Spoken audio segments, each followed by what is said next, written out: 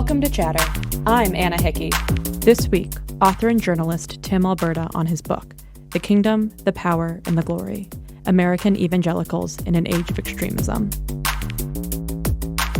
For anyone listening who is not a Christian, who may think that this is somehow normal, it is not normal and it is not Christian. It in no way resembles the Sermon on the Mount. It in no way resembles the Beatitudes or the basic teachings of Christ to love your enemy, to pray for those who persecute you. Much of the language is hyperbolic and almost comically hyperbolic in nature, and it's conspiracy-laden, and it's something that you wouldn't take so seriously if it weren't for the fact that thousands and thousands of people are turning out to these events around the country. Those of us who are American Christians, we are, of all the people who should be best equipped to put a stop to this thinking, we are instead, in many cases, the people who are actively fanning the flames.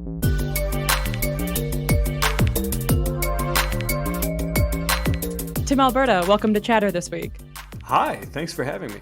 So to kick off the conversation, I found your book, The Kingdom, the Power, and the Glory, to be just a fascinating look at American evangelicals, and wanted to ask, I believe it took you about 4 years of this book, and kind of what led you to decide to start this project, and how did it change over the course of those 4 years? Yeah, well, these are my people. This is my tribe. This is the world I come from. My dad was an evangelical pastor for my entire life, really, and he died in the summer of 2019, rather unexpectedly. And I write about in the prologue of the book how I had this very hard and uncomfortable and kind of heartbreaking experience at his funeral, being confronted by some people at the church where I'd grown up and people who'd known me since I was a little kid, who thought that it was appropriate to use the occasion of his funeral to litigate some partisan political grievances. And, I think in truth, I'd really been wrestling for my entire adult life, probably even going back further, with not my identity as a Christian, not my faith in Christ, not my belonging in the church necessarily, but really with the apparent contradictions between the teachings of Christ and the teachings of the church with what I would see and hear and just experience in the subculture of evangelicalism. And so I think in many ways the book was eventually born out of my inability to reconcile those things. And frankly, I think this probably comes through to anyone who was reading, especially in those early parts. But I really did not have much of an appetite to write this book. I mean, it wasn't something that I'd set out to do. I mean, I think it's very uncomfortable for anyone to air the dirty laundry of their family or their community in this way. But I think it was ultimately necessary, or I felt that it was necessary at a certain point, because I know that there are a lot of people wrestling with these same tensions and trying to make sense of these things. And ultimately, if we care about the credibility of the church, if we care about the credibility of the witness that we are charged with sharing the gospel to the world around us, then I think there has to be these hard conversations inside of the church first to try and understand what's gone wrong. And so throughout the book, each chapter is you go to a different part of America, or at some points just a different part of the world, and meet and talk with different people and different preachers and evangelicals. And as I was reading your book, it was consistently what came up was that the COVID-19 pandemic appeared to be a pretty notable changing point in evangelical communities.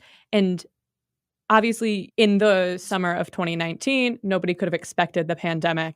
But as you began writing the book, did the effects of the COVID-19 pandemic surprise you? Or was that something you were kind of expecting to see in the breaking of the community? Yeah, that's a good question. In many ways, it was, I think, the single biggest development in my own reporting journey. In other words, there are always the known unknowns when you go into a project like this, and so I knew that there would be some surprises, some curveballs along the way, and I don't think anyone could have expected. Well, first of all, nobody was expecting a global pandemic, period.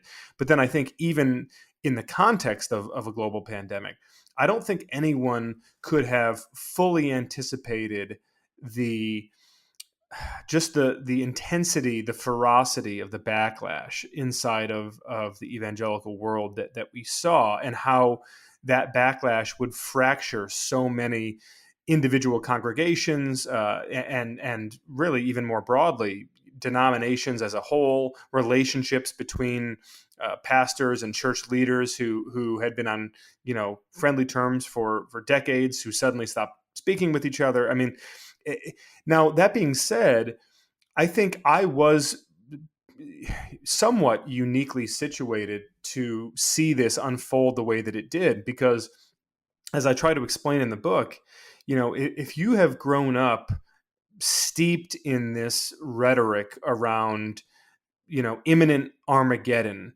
this idea that we in America are on a collision course between the forces of secularism, progressivism, the wicked, godless pagans in the culture who want to conquer us, who want to eliminate Christianity from public life, and who are just plotting our demise.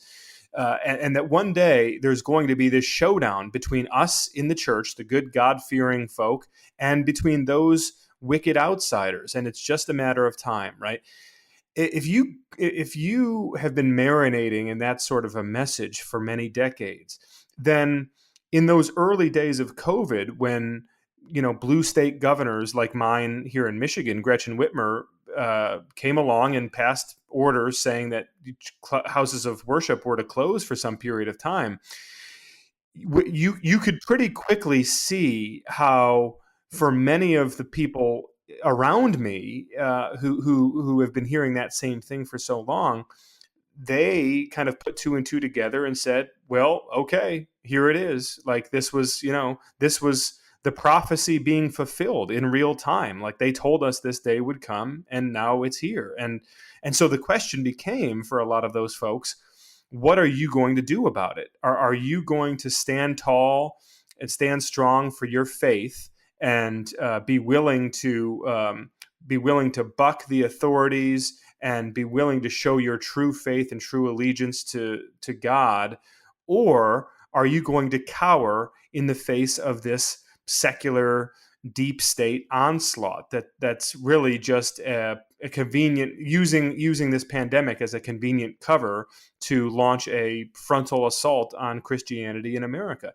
I mean, and if that sounds absurd and reductive to just a laughable degree, well, it is. But I think it's important to recognize how this didn't happen in a vacuum, and how, again, millions and millions of people inside the evangelical world had been sort of primed for a moment like this. And they, far too many of them were just not necessarily discerning enough on their own, or they were not part of a church where the leadership of that church was discerning and mature enough to help guide them in the right direction. And so it opened this massive schism inside the evangelical world that really we're still dealing with today.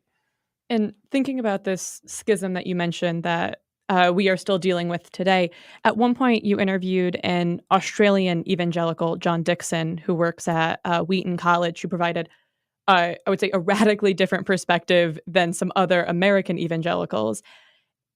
Did the conversation with him surprise you in the perspective that he brought to being an evangelical? Or was that something that, as somebody who came from a different sect of the community, you were expecting the answers that he gave? So I would say that Yes and no. Yes, it was a surprise in the sense that, particularly in the time and context when I met Professor Dixon for the first time, and this was, coming out of COVID. This was still during a really tough and tense time for the evangelical movement. That here's this guy at kind of a flagship evangelical institution like Wheaton, who is just sort of unapologetically charging into the fray and really not mincing words in making clear that this obsession with the sort of militant nationalist rhetoric and the kind of and the political flag planting going on in the middle of all of this, that it was really unhealthy for the church. So I think it was surprising, and obviously a pleasant surprise from my perspective, to see someone who has all of the sort of conservative evangelical bona fides, and yet was still willing to just sort of let it rip inside of his own tent, so to speak.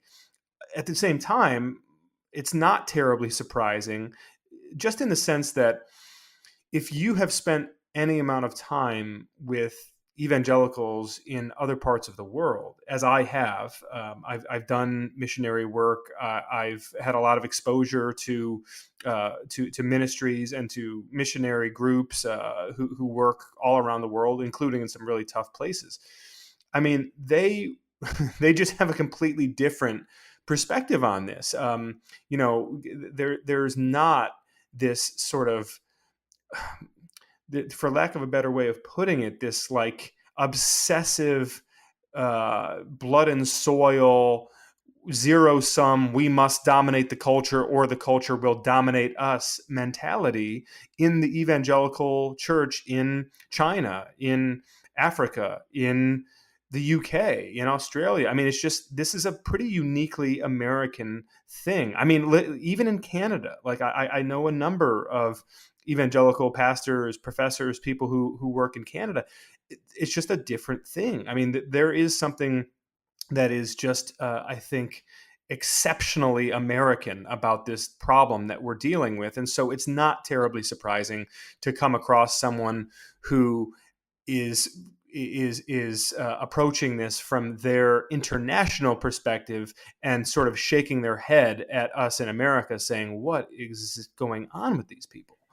In talking about this blood and soil perspective, this militant view that is permeated some parts of the American evangelical community, there was another moment in American history that occurred during your research of the book, which was January 6th, 2021. And I was wondering, as you were going around and talking to different evangelical leaders and evangelical communities, did Stop the Steal or January 6th come up in these conversations? Or was that something that was very separate from these religious communities you were talking to? No, it would come up with some regularity, and it would be sort of case by case in terms of why or what the context was. But I think oftentimes what I would encounter is, if I was around a church, around a pastor, around a member of a congregation who was really sort of deep down the rabbit hole of conspiracies around the deep state, and the sort of political persecution of Donald Trump, and all of these things, then January 6th would inevitably come up as not a dark and tragic moment in American life, but rather as proof positive uh, that and even there, you would sort of, the conversation could go in different directions, and you were never quite sure what to expect. I mean, some people would say, well, it was a perfectly legitimate thing. Matter of fact, people from my church went, and they were really proud to be there, and because the election was stolen from Donald Trump, right? And or it could go another route, which was, this was all a staged thing. It was a false flag. It was not, the deep state was collaborating to try to entrap Donald Trump and some of his supporters. But no matter the particulars of those conversations, oftentimes I think I would point to Mike Pence's role in the middle of all of this and say, well, here's your brother in Christ, the most outspoken and authentic Christian in the entire Trump orbit, whose life was in danger that day and whose life was put in danger by Trump himself.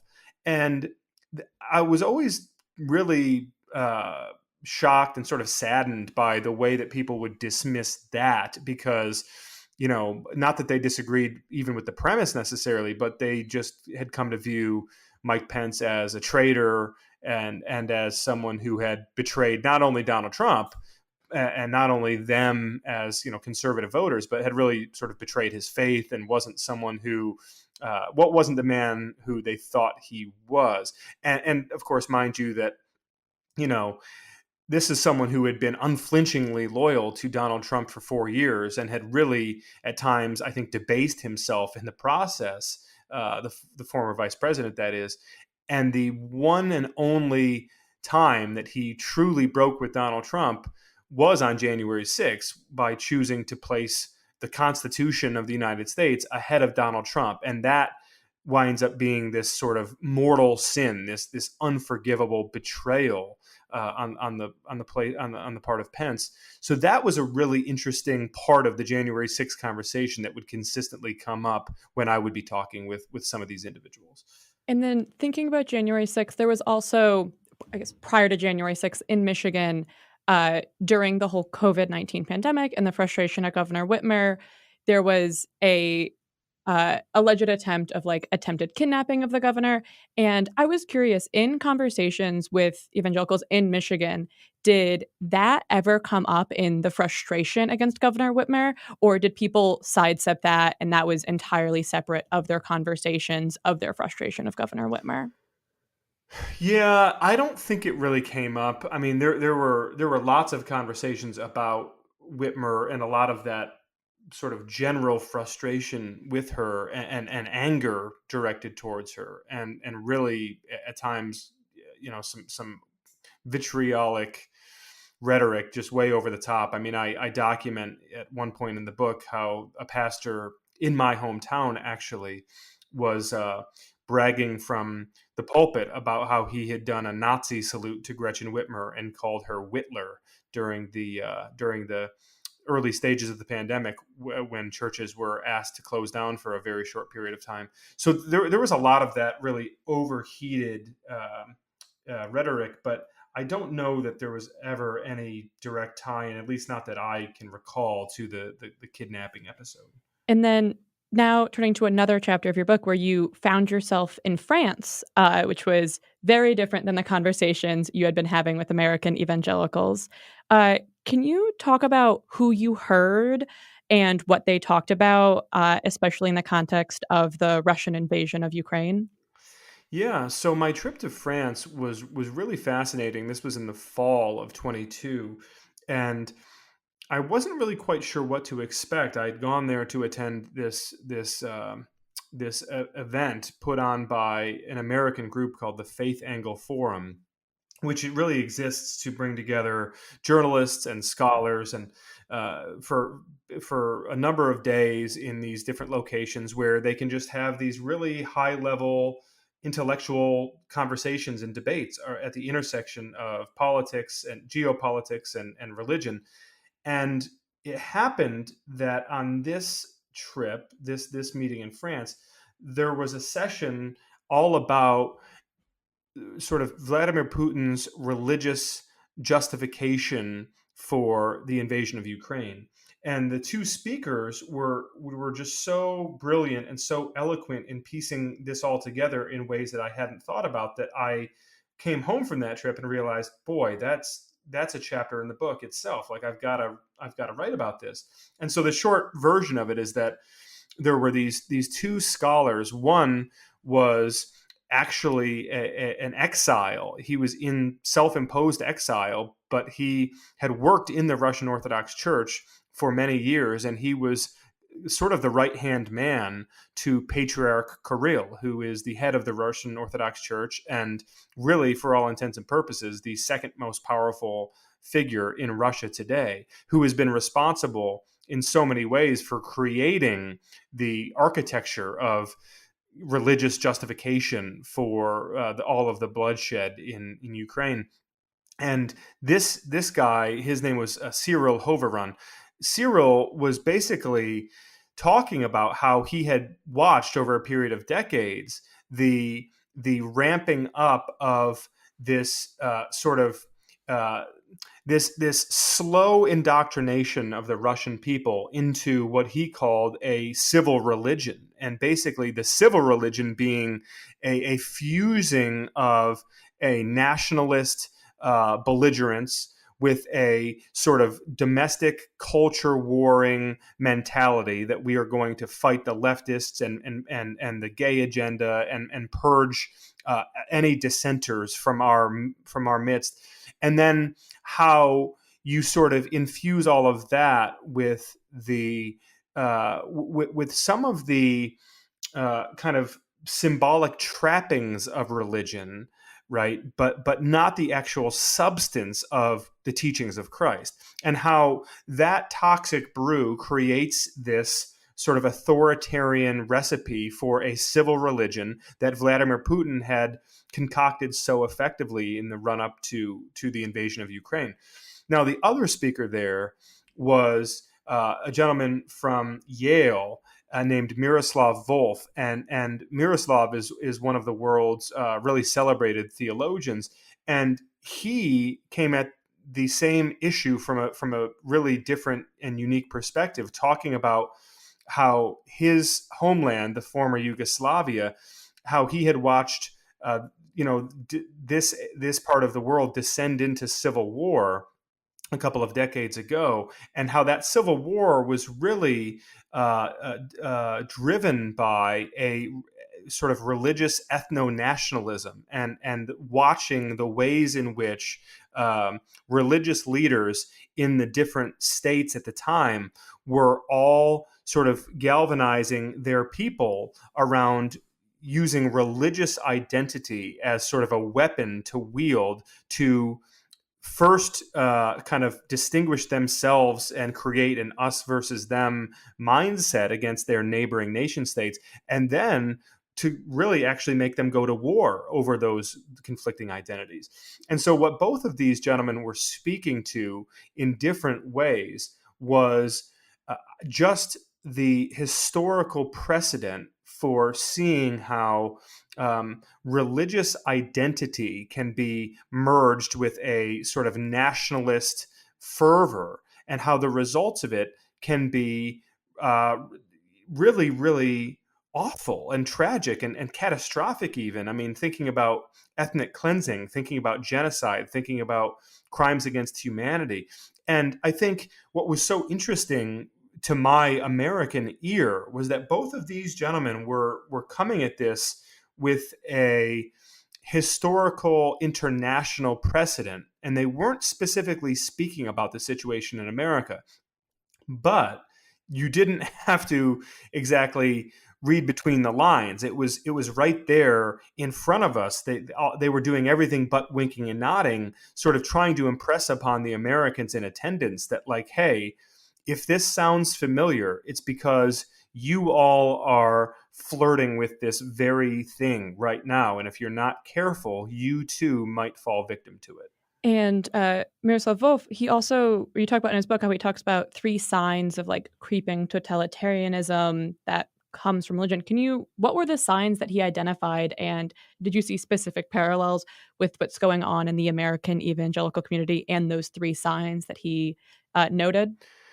Yeah, so Miroslav really lays out quite brilliantly his formula for recognizing the the threat of creeping totalitarianism when it is rooted in a religious fervor.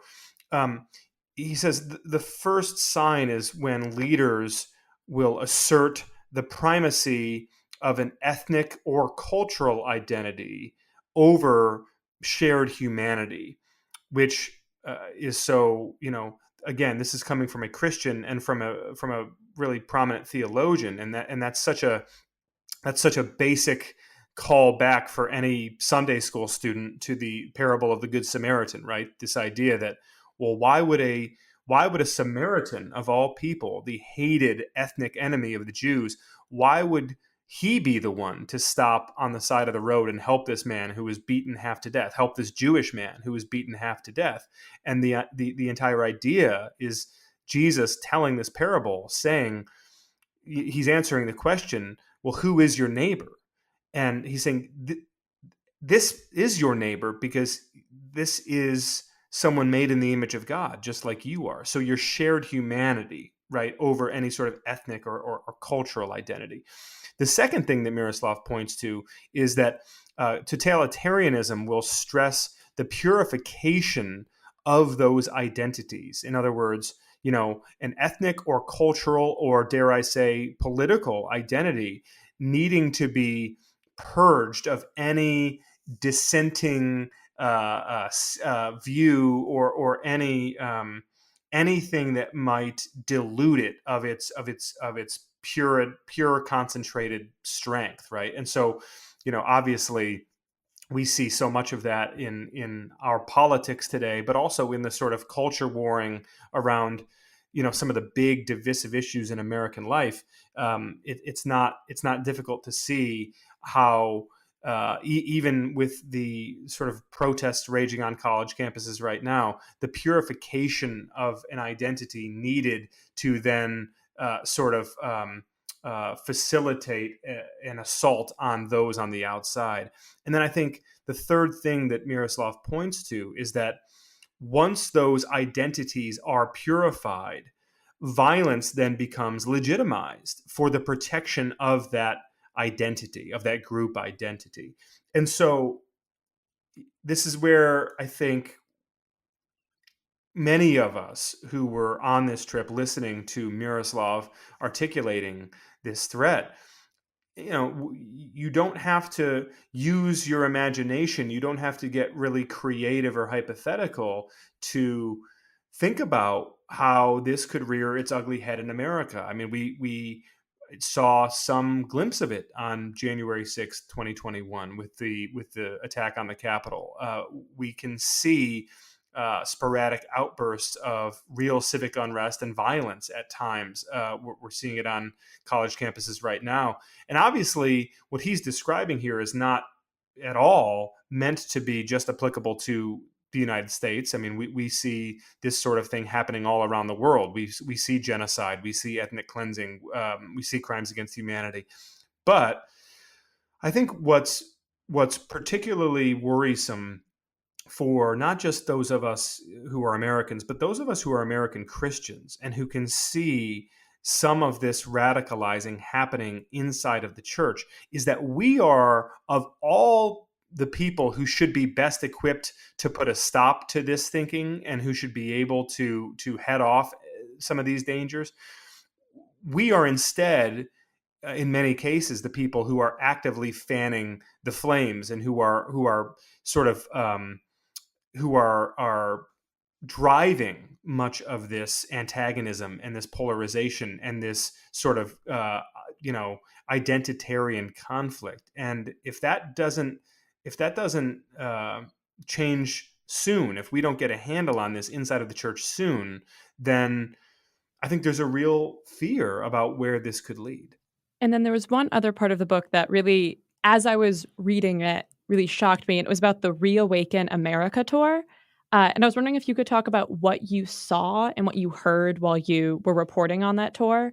Well, the Reawaken America tour is a really strange circus that is sort of one part right-wing cultural carnival, one part sort of MAGA revival tour, one part religious experience. And if that sounds incoherent. Well, it is. There's no great way to summarize what it's like to be surrounded in an auditorium by several thousand people who one moment are chanting vulgar slogans and the next moment are singing hymns.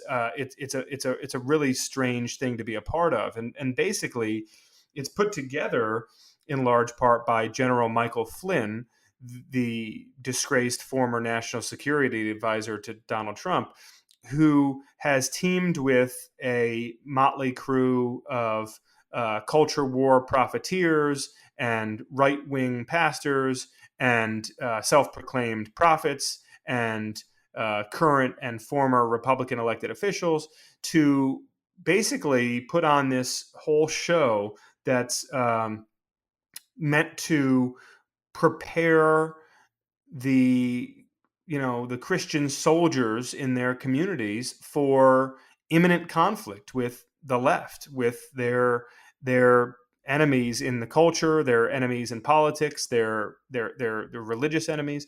And much of the language is hyperbolic and almost comically hyperbolic in nature, and it's conspiracy laden, and it's something that you wouldn't take so seriously if it weren't for the fact that thousands and thousands of people are turning out to these events around the country, and they're coming out clearly having been sort of comfortable merging the identities of Republican Trump voter and QAnon devotee with follower of Jesus Christ, which to someone like me in my assessment, those identities are just incompatible. I mean, it's just a contradiction in terms, and yet what we see throughout the broader evangelical subculture, but especially so in these sort of narrower, very radicalized spaces, is the willingness of people to accommodate a violent, hateful, worldly ideology with what is inherently a peaceful and submissive and humble eternal worldview. And so there should be a very uneasy alliance between these things. But what you notice at these events, not just the Reawaken America tour, but a lot of other sort of parallel efforts that are underway and that are very lucrative and drawing big crowds at churches and stadiums and places around the country, is that the first step toward sort of finding one's identity as a true Christian for the people who are organizing these efforts is to sort of do away with the teachings of Christ himself and to substitute those teachings with to in their place, to adopt something that is just completely unrecognizable from the Orthodox Christian worldview, but they do it by stressing that we are in different times now, that desperate times call for desperate measures, that your humble, pious Christian naivete will not save you when the barbarians are at the gates, and that's why you really need a barbarian to protect you, like Donald Trump, right? He's willing to go to war for you in ways that no Ned Flanders Christian ever would. And I think when you convince people of that, then they can become more comfortable sort of merging together these two identities that have nothing in common. And this is where I think it's just important for me to stress that as a Christian, for anyone listening who is not a Christian, who may think that this is somehow normal, it is not normal, and it is not Christian. It is nothing. It in no way resembles the Sermon on the Mount. It in no way resembles the Beatitudes or the basic teachings of Christ to love your enemy, to pray for those who persecute you, not only to turn the other cheek, but to actively go out of your way to show a humility and a love of others and a grace and a forgiveness that makes you that makes you a reflection of God's ultimate redemptive love, and to do it in ways that might be totally degrading and humiliating and painful to yourself, but in the process, you are drawing closer to Christ. I mean, these are the unambiguous teachings of Jesus, and yet somehow they have been jettisoned from a movement that claims his name. And then, are there any widespread criticisms of these events in the upper echelons of the evangelical community? Are there any big name preachers who are criticizing these kind of events that seem to be putting America or, Donald Trump above the Bible? Are there any, people sticking out their neck and criticizing these events? Or do people seem to be saying, if I don't think about it, I don't have to address it? Yes and no. Again, there are some scattered efforts here and there where pastors who have some credibility in that universe have spoken out and said, "All right, enough is enough. This is crazy town. This is damaging to the church. This is damaging to the credibility of our message in the world, and it's got to stop." You see that a little bit, but by and large, I think a lot of the pastors who are deeply uncomfortable with this, they also recognize that they have a lot of people in their church who are either on board with it or at the very least sort of susceptible to some of that craziness on the outside. And so I think those pastors have tried to be careful and they've tried to counter it, I think, in many cases, but they've tried to counter it more subtly, and they've tried to use persuasion and and appeals to reason rather than sort of busting out the fire and brimstone. Which, it's I understand that, and it's situational, and depending on where you are and who's in your congregation, maybe that's the right approach. But I think what's clear is that there has not been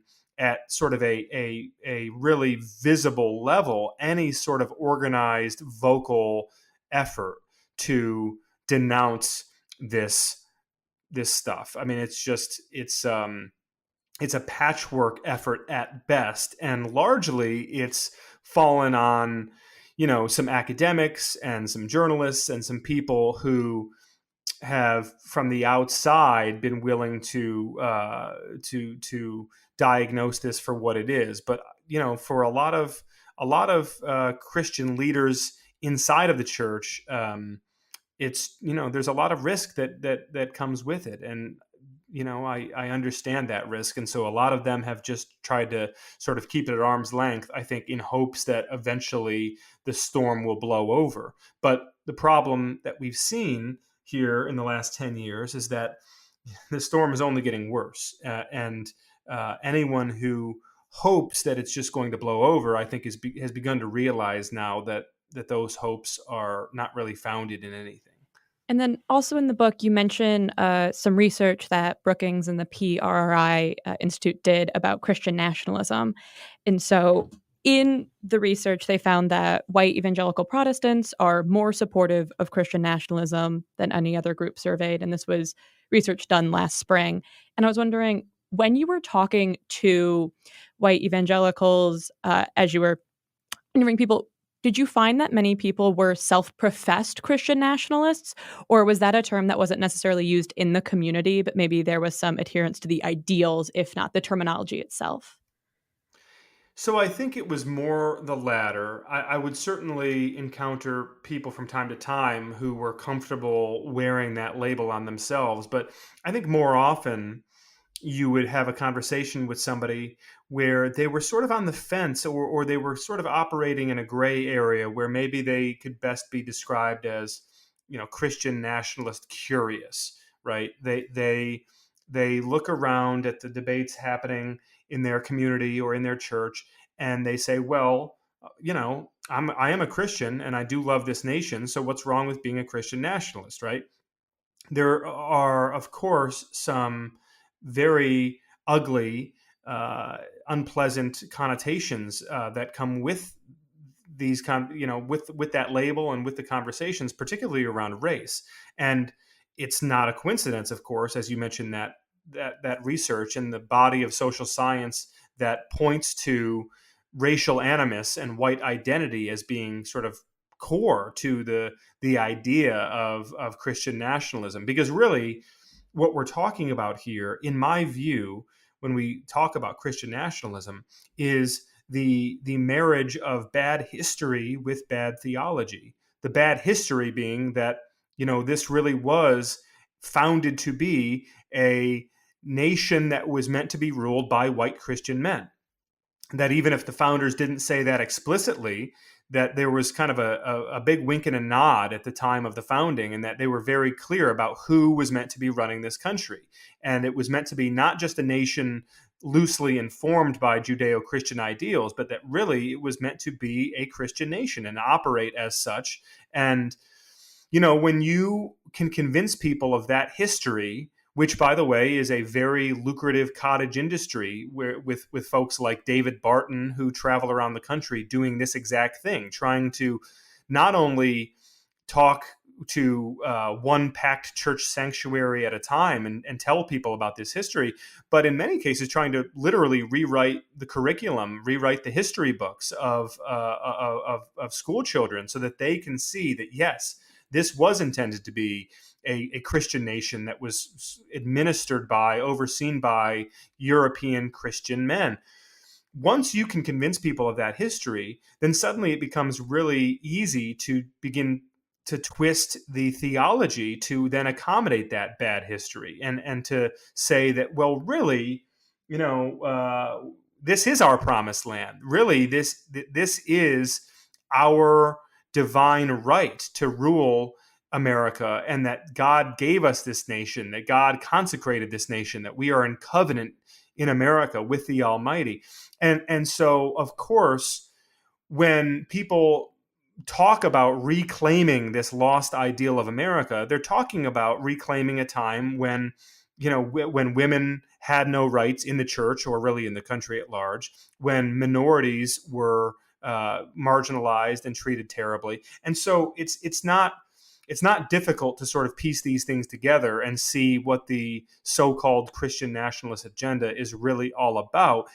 And I think what we have to recognize is that there's not, I don't think yet, this huge number of, adherents to the Christian nationalist cause. I mean, there are lots of them in the sort of I guess in the grand scheme of things, there are far more of them than we would feel comfortable acknowledging. But I don't think that it is some sort of huge phenomenon sweeping the church right now. I think what is sweeping the church is that Christian nationalist curiosity, right? That where people are sort of in the gray space trying to figure out where they fit in, and ultimately, what their own identity as a Christian should lead them to do as it pertains to civics and the culture war and politics and American tribalism and the rest. So that is the struggle we're seeing playing out sort of congregation by congregation right now, with pastors trying to keep an eye on people who are otherwise pretty reasonable, pretty reliable parts of the church community, but who have started to sort of drift in this direction in recent years. You separate your book into three main parts, and I found the last part to be the most hopeful part of the book. And I was curious, as you were writing and researching this third part of the book, and as you kind of came to the conclusion, did you intend the third part to have a more hopeful tone to it, or did that just occur naturally as you were researching it? That's a good question. I honestly, I did not know. I did not go out of my way to write it to be uplifting or optimistic. It just sort of happened that way. And look, obviously there are also some really dark, depressing moments in that third part. But I do think that it wound up inevitably being a little bit sunnier and more hopeful towards the end, because I'm spending time with young people who I think really are the great hope of evangelicalism in America. I think if you spend time, even at a place like Liberty University, which of course has become synonymous with corruption and abuse and scandal, even a lot of the young people at a place like Liberty are very different from their parents. They're very different from their grandparents. They see the problems in a really clear-eyed way within the church, and they're not hateful towards their perceived enemies in the culture. I mean, they hold to a lot of very conservative Orthodox teachings, and they're very much on paper aligned with where their parents would be on a whole host of views, and yet they value pluralism and they value inclusion, and they are trying to build bridges, I think, in ways where the past generations were building walls around the church. And so that is just inherently an optimistic thing for me to experience and to write about as I did. And then I think, obviously, my own journey of coming from a pretty dark place at the beginning of this book project, where I was dealing with not only the ugliness that I had experienced in my home church, but the ugliness being experienced by the young pastor who had succeeded my father in leading this church. And he, especially during his first couple of years navigating COVID-19 and January 6th and the end of Trump's presidency and all this craziness, he had really seen the worst of what the church could be and was really, I think, pretty devastated by it, and got to the point where he was actively looking to leave the church and trying to find a job pastoring elsewhere. And by the time I come back full circle 3 or 4 years later, I find him having really healed from those experiences, and he is a different guy. He's a different pastor. He's really able and willing to confront head on a lot of this silliness inside of his church and trying to shepherd his flock in a healthier direction, and having a lot of success doing so.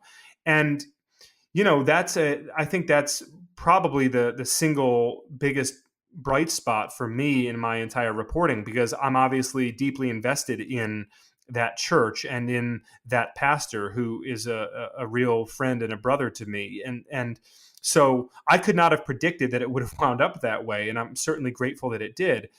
But at the same time, I remain really, really troubled by all of the similar stories that have not had happy endings. And, recognizing that this is a long, hard battle that we are in for here in the American church, and that there are going to be some ups and there are going to be some downs, and that if we are determined to try to right the course of the American church and to try to restore our credibility in the eyes of the outside world, that we've got to be committed to this for the long haul. It's been a few months since your book came out. I believe it came out last December. And I was wondering what the reaction has been. Have you faced a lot of criticism from the evangelical community since writing it? Have you had people reach out to you saying, reaffirming what you found through your travels? Like, what has the reaction been? It's really been all over the map. I have an email address that I set up linked to my personal website that was really just meant for kind of to be like a burner account that I didn't think I would ever use. And in the 5 or so months since the book has come out, I've received like 3,000 emails to that account from people who have read the book and wanted to reach out to me. And I haven't read every single one. I've tried to skim them and keep up as best I can. A lot of them have been really warm and really encouraging, and they're from people who are themselves conservative evangelicals inside of churches that have been torn apart by all of this infighting in recent years, and who just wanted to say thank you and kind of encourage me in what I've been doing. Interestingly, some of the really negative feedback has come from people who are affiliated with organizations that are sort of at the tip of the spear in promoting some of the sort of really militant Christian nationalist or Christian nationalist adjacent ideology in their pews and in their organizations. And so that's not been terribly surprising.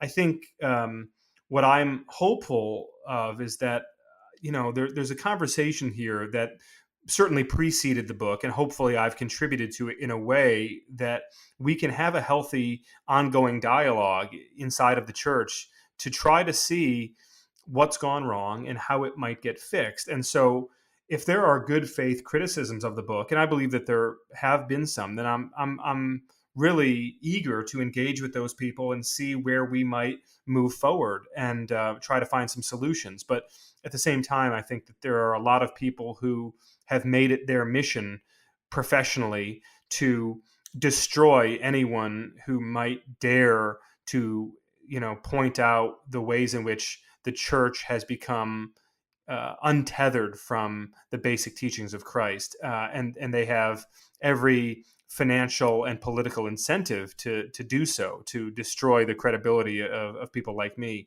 So that's been a challenge, but not an unexpected one.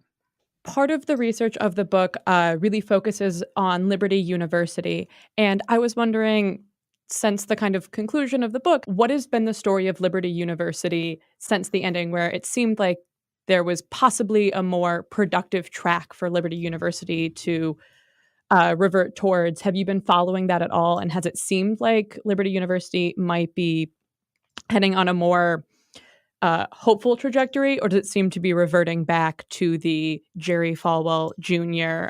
Way that it had been for the past couple of years? So I have been following what's going on at Liberty, and I think the short answer is it's just too early to say.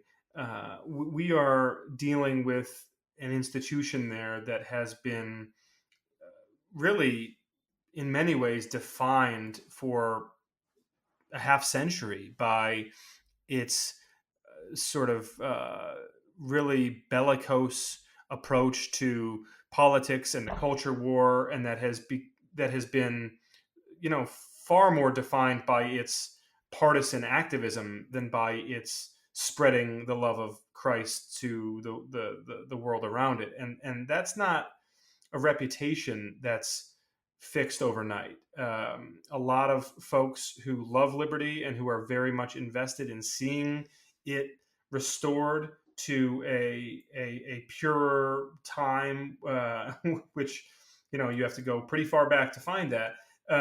They remain hopeful, and they believe that the new president there is someone who may be capable of that sort of revival. But big ships turn slowly. It is a massive organization. I don't think many people recognize just how big and how financially powerful Liberty is, and so those changes are going to be fought against and resisted, and people there recognize that there's a long fight ahead of them. And that's not coincidentally. I chose Liberty as a sort of foundational piece for telling this story of American evangelicalism, because I think that Liberty has been in so many ways symbolic of the demise of the American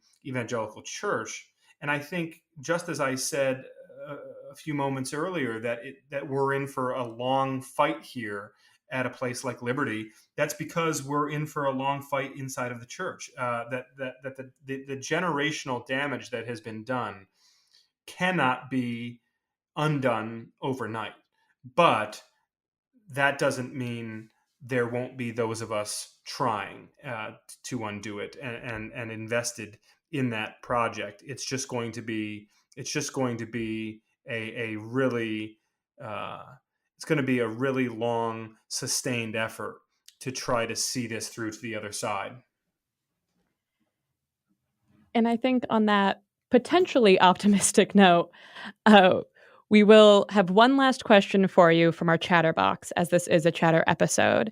And so from the Chatterbox, we have, Who is someone in your field or a related one whose work more people should be following? Oh boy. Well, okay. So the timing of this is such that I have to answer that question with the name Jennifer Senior, who, if listeners don't know Jen, she is a colleague of mine at The Atlantic. She was just named a finalist for the Pulitzer Prize again. Jen has been racking up more hardware, more big awards in journalism these last few years than just about everybody else combined. And she is on just this incredible, unparalleled run in the last few years where she basically every story she's written has been a masterpiece and has been just something that other really talented journalists look at and say, gosh, how did she do this? How does she continue to do this? She is just producing work right now that is at another level. It's like Tiger Woods' dominance in his prime. And so anyone who does not read Jen regularly should do so, which is pretty easy because she only writes a couple of big pieces a year. And when she writes, it is appointment reading. And I would highly recommend her to anyone who has not been following her work. So, and just to confirm that we can find her at The Atlantic?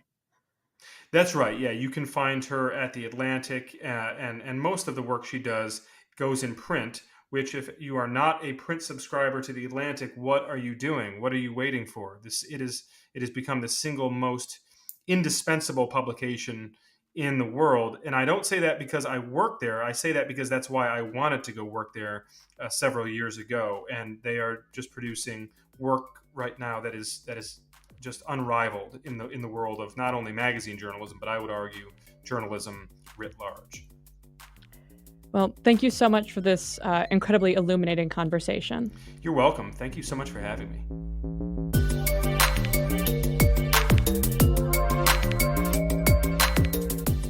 That was Chatter, a production of Lawfare and Goat Rodeo. Please subscribe to the podcast and find us on Twitter @ThatWasChatter.